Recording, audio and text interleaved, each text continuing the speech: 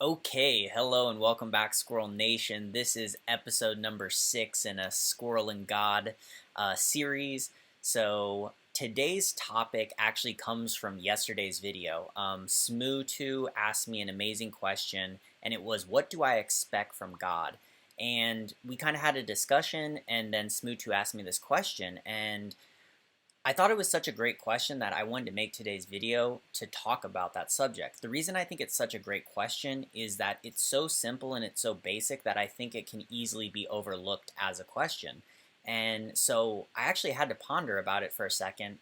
I had a gut reaction, and then after the gut reaction, I kind of thought about it a little more. So, anyways, my gut reaction to what do I expect from God? My gut reaction was nothing, right? Like, I don't expect anything from God. Um, but then I started to actually think about it, and by then, and like 5 seconds later, I thought about it, and I realized, you know what? I do expect things from God, and the things that I expect are the things that God kind of promises, or not kind of, like God pretty flat out promises in the Bible, and that may raise some eyebrows. Like, what do you mean, Squirrel? God promising things to you? So I chose today's reading to be an example of what I consider a promise. So this is only one thing, but I do want to answer this question. I think throughout the Bible, there's going to be many different sections that promise different things.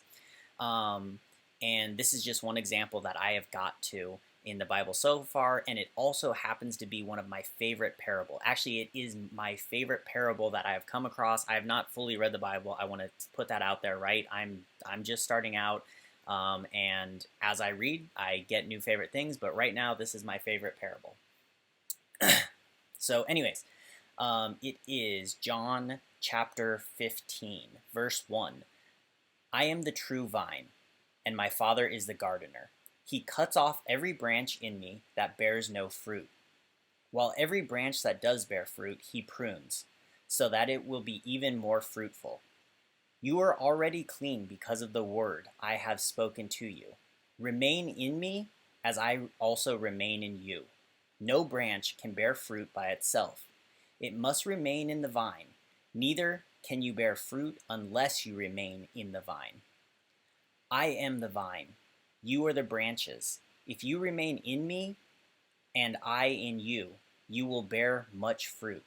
Apart from me, you can do nothing. If you do not remain in me, you are like a branch that is thrown away and withers. Such branches are picked up, thrown into the fire, and burned. If you remain in me, and my words remain in you, ask whatever you wish, and it will be done for you. This is the this is to my Father's glory, that you bear much fruit, showing yourself to be my disciples. So, um, it's that last part that I kind of count as a promise, right? It's a contract. It's, hey, if you follow the example that I've given you, if you stay within the vine, then you will get anything you want. So then it comes down to what you want. And part of what I like about this, and I want to talk about this on a lot of different levels. So one, what is the fruit?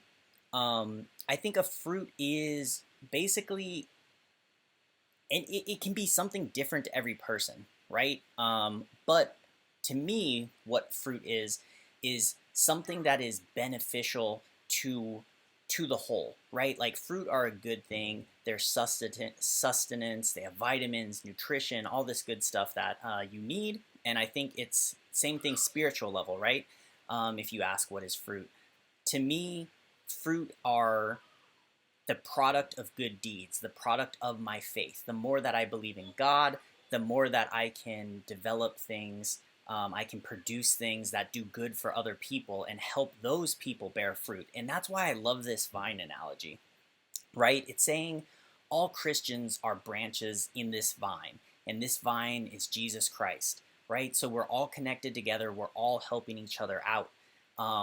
Part of our responsibility as individuals is to have faith in the whole, the system, the vine itself, right? And for us to follow the word, stay within the system, and produce these good fruit. But another part of it is that it's the nature of us all supporting each other, right? And at the bottom, where it's talking about kind of if you do this, then you can request anything. then that to me is the answer. Like, what do you? So if Smootu asked me, what do you expect? It's like, this is one of the things I expect.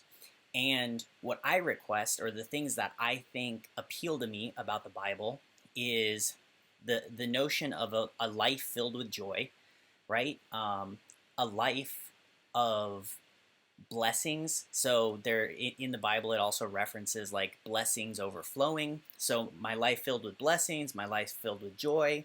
And then for me, it's this community. It's this sense of accomplishment, sense of I'm a part of something bigger than myself, right? The vine, being a part of the vine is very appealing to me. Also, that is something I expect from God, and it's something that appeals very strongly to me.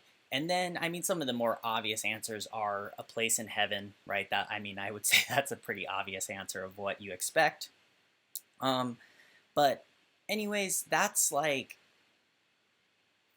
yeah, those are basically what I expect. I mean, it's not super complicated, but I think it's really important for people to take the time to actually think about that. Just take a minute, even if you've been religious for a long time. I don't know. Maybe you have thought about it, maybe you haven't. So, actually, today, I would love to see comments for those of you listening to this. What do you expect from God, right? No matter how long you've believed in God, or if you don't even really believe in God, but you're kind of maybe contemplating it, like, what would you expect from God, or what do you expect from God? So, anyways, I think I'm going to leave it there for today. Hopefully, I was clear in my thoughts.